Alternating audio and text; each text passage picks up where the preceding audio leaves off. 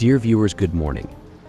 I am staying in Bangkok, Thailand for a few days, and I have decided to shoot a food tour video to showcase some of the most popular Thai dishes you can eat here. And what better place to start than the area around Victory Monument?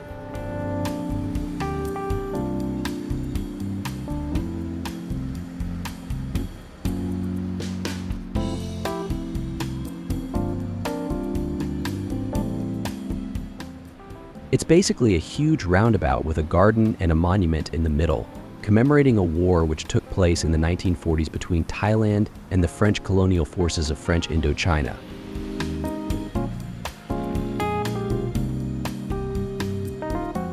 The eastern side of the square is flanked by the tracks of the BTS elevated train and a beautiful skywalk underneath.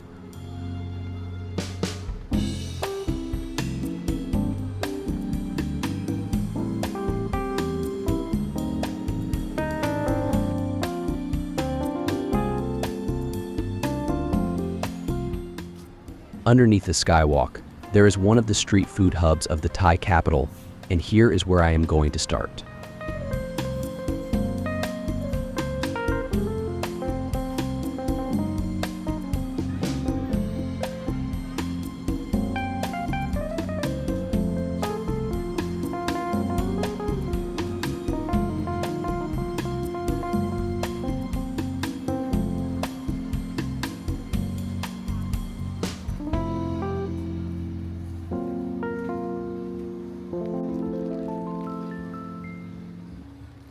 What I have just bought is called mu ping, which literally means grilled pork.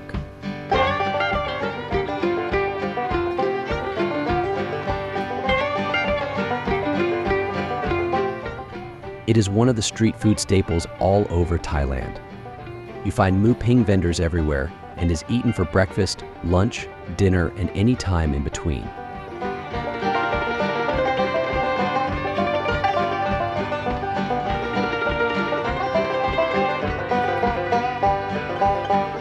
It is a convenient solution for those who have embarked in a low-carb diet, and we all know how hard it is to avoid starches when we travel.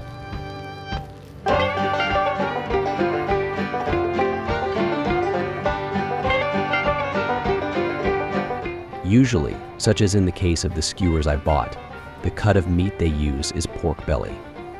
Fat gives them a lot of taste. It is also possible to find mu pings with leaner cuts of meat though.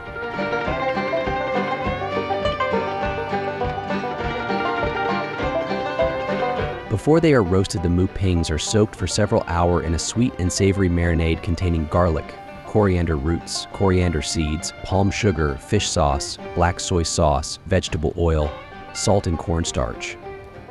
In two of the skewers I bought, the have also added abundant chili powder.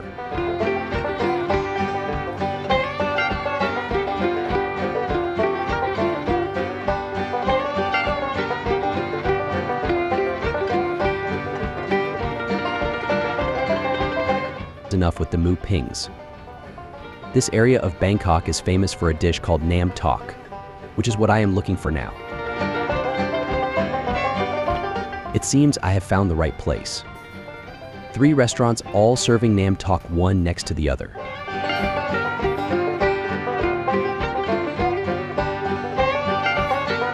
And here we have the star of this morning, nam tok, known in English as Thai blood noodle soup.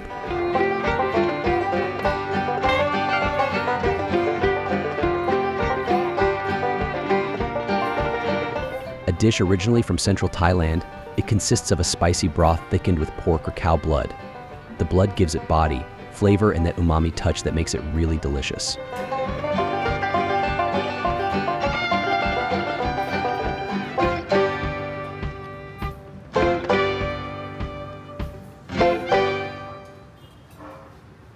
To the broth, rice noodles, offals, soybean sprouts, and spring onions are added.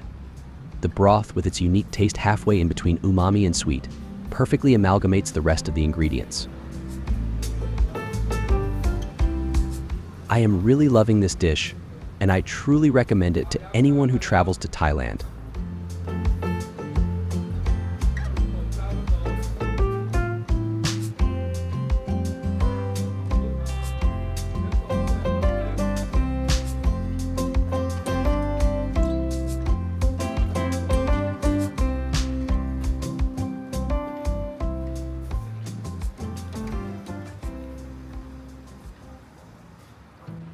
The next dish is one of my favorites, and its best version I have tried is the one prepared by a lady who has a stall inside the food court of the Fortune Town Mall in the Rama 9 area of Bangkok.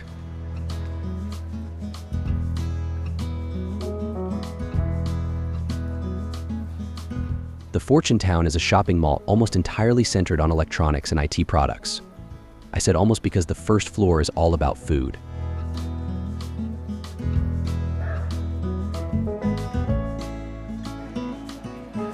This is the first disappointment of the day. What you see here is the stall where the lady used to prepare her delicious food. She isn't there anymore, unfortunately.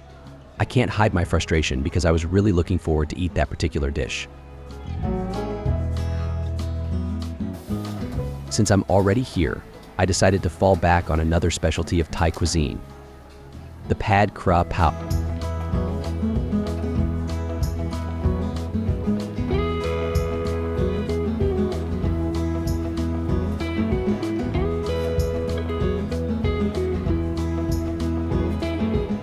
And here is the pad kra pao in all its magnificence.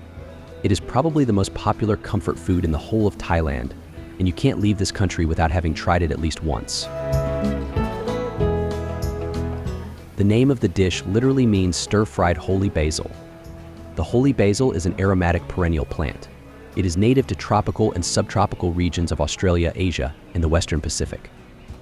It must not be confused with the basil used by the Italians to make pesto. Pad kra pao consists of meat such as pork, chicken, or beef, stir-fried with holy basil and garlic. It is served with rice and topped up with a fried egg. The main seasonings are soy sauce, fish sauce, cane sugar, and chili.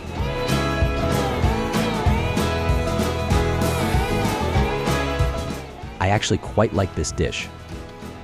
The meat stir-fry has maybe a sweet aftertaste that is not my favorite. This habit to put sugar in savory dishes is not something I have come to love. Nonetheless, globally, I find it enjoyable.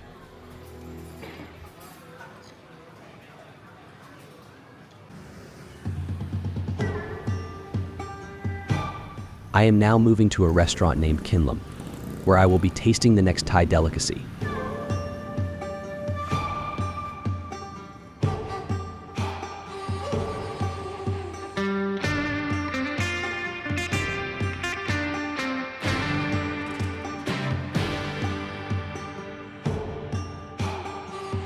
Ladies and gentlemen, here we have Tom Yum Goong, or Tom Yum soup with prawns.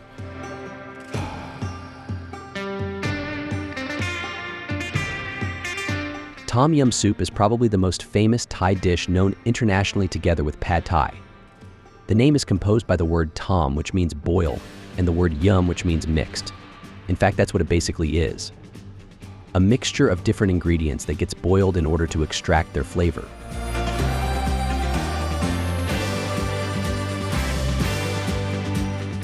Various aromatic ingredients are sliced, roughly pounded, and simmered to extract their flavor. These include fresh ingredients such as lemongrass, kaffir lime leaves, galangal, chilis, shallots, and garlic. For shrimp-based soups, shrimp shells and heads may also be simmered to extract their flavor. These ingredients are then removed as their flavor is now extracted, and many aren't edible. However, they may be left in as an aid to presentation.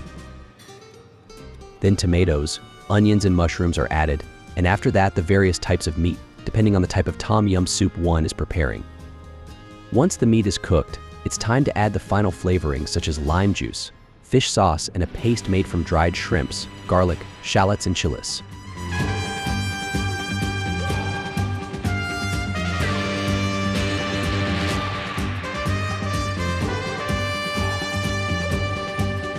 The spicy and sour notes are quite delicate. It has that lemony taste in the background given by the lemongrass and the galangal that, until not too long ago, I really hated. Now I am beginning to like it as long as, like in this soup, it doesn't become too violent. Globally, the soup is savory, and I am grateful because I am tired of all that sugar put in dishes that are not desserts.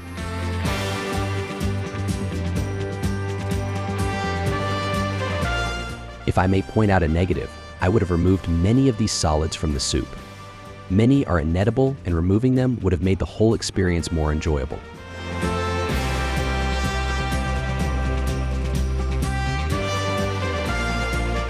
It's now 7 p.m. and I am in a restaurant called Isan Nation Kitchen in the Sukhumvit area of Bangkok.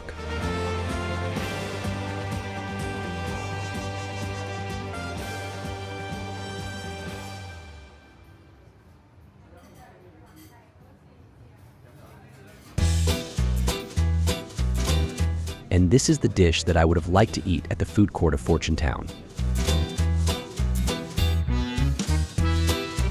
The very first dish that I have eaten in Thailand, when I traveled here for the first time in the year 2000, is this one.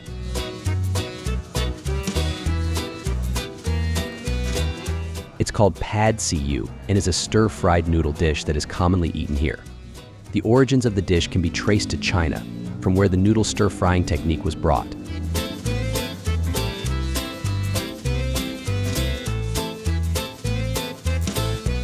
The name literally means cooked in soy sauce.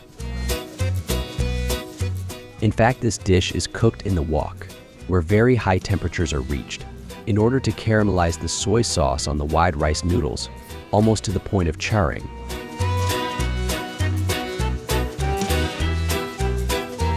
The ingredients are dark soy sauce, light soy sauce, garlic, broad rice noodles, Chinese kale, and thin slices of meat. It can be done with pork, chicken, beef, and even tofu. The ones I have ordered are with pork. Compared with the noodles served by the lady at Fortune Town, this has a completely different noodles to meat and vegetable ratio. This dish here is mainly a pork stir-fry with the addition of some noodle functioning almost as a condiment. The dish that the lady used to serve was exactly the opposite, with the noodles being the main thing. Both of them are good.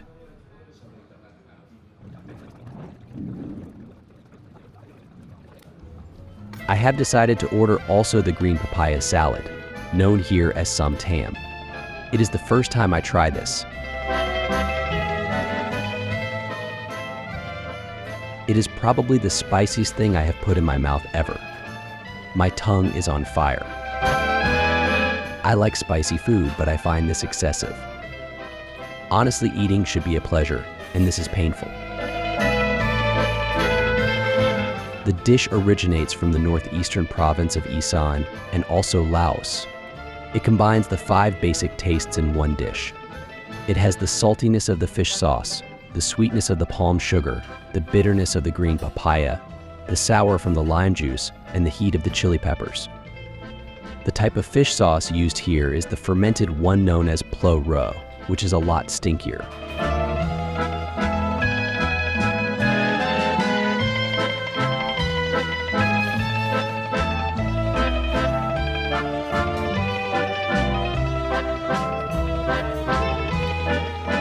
In all honesty, I don't like this dish. First of all, the spiciness makes it inedible for me. My tongue is burning as if I had poured acid on it, and it doesn't go away.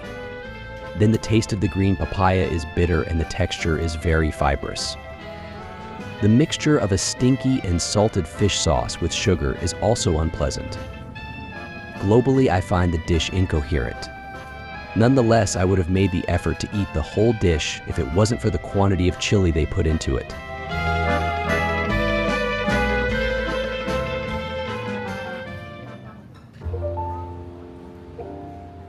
It is now the following day, and I thought it would be a good idea to add a couple dishes to the video. The first restaurant is on the 2nd floor of the MBK Center.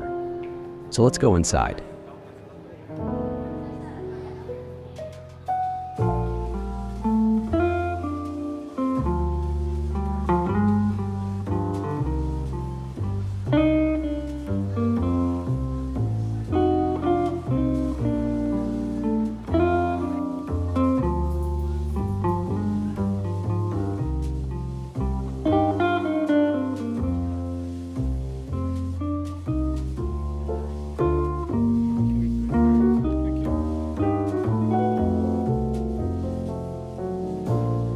It would be absurd to do a food tour video in Thailand and completely omit its great curries.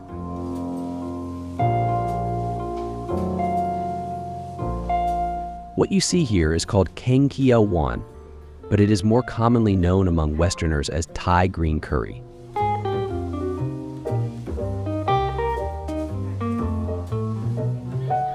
It is a curry based on coconut milk and fresh green chilies, which give the dish its characteristic green color.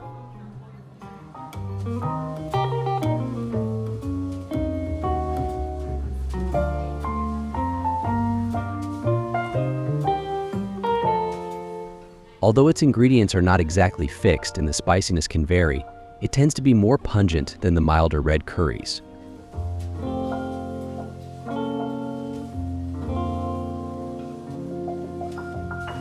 Its main ingredients are some type of meat or fish, coconut milk, green curry paste, Thai eggplants, pea eggplants, palm sugar, fish sauce, and basil. The green curry paste is obtained by crushing green chilies, kaffir lime leaves, lemongrass, galangal, garlic, shallots, coriander roots, cumin, white peppercorns, shrimp paste, and sea salt.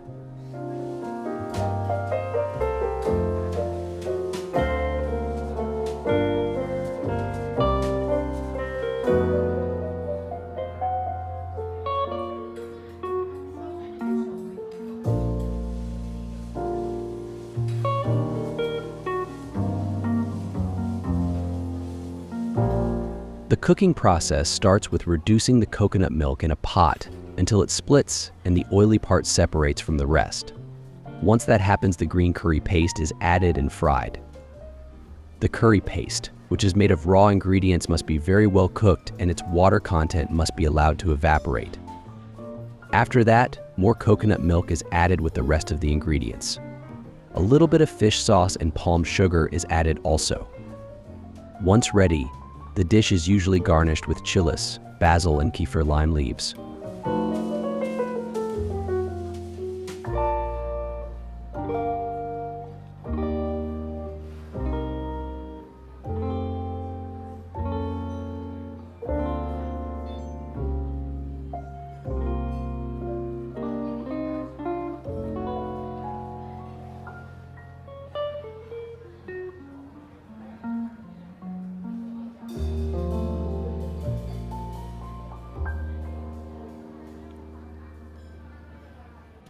I absolutely love the broth of the green curry.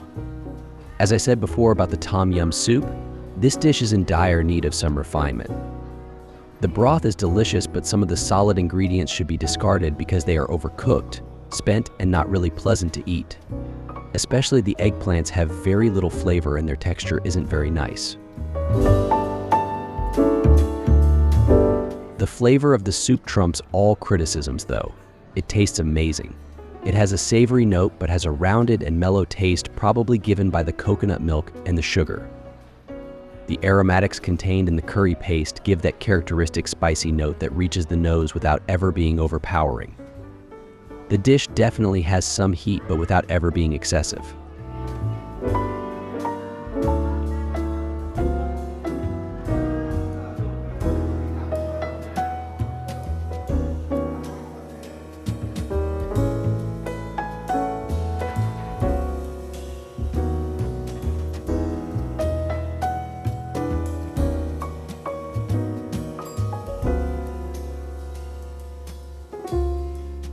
A food tour video is incomplete without a dessert. Thailand is hardly a pastry chef's dream destination. Nonetheless, Khao Neo Mam Wang sticks out among other sweets you can find here.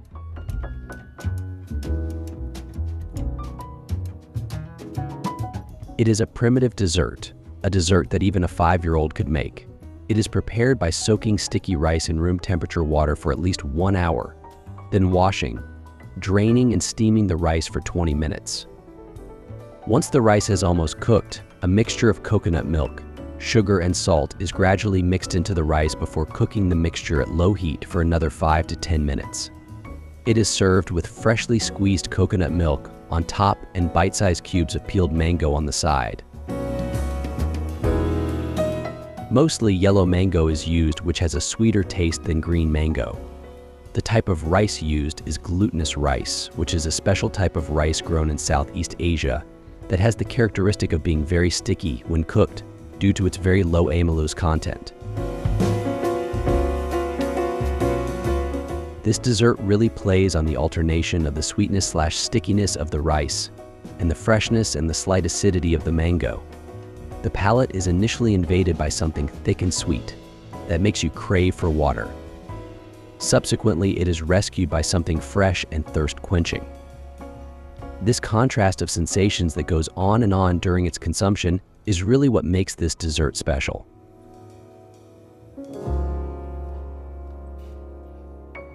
Well, dear friends, I think it's time to put an end to this video. I hope you have enjoyed what you've seen. It's nothing more than a small introduction to Thai cuisine, which is immense, and whose purpose is to give an approximate idea of what to expect. I hope to see you in my next video, and thank you very much for watching. Bye.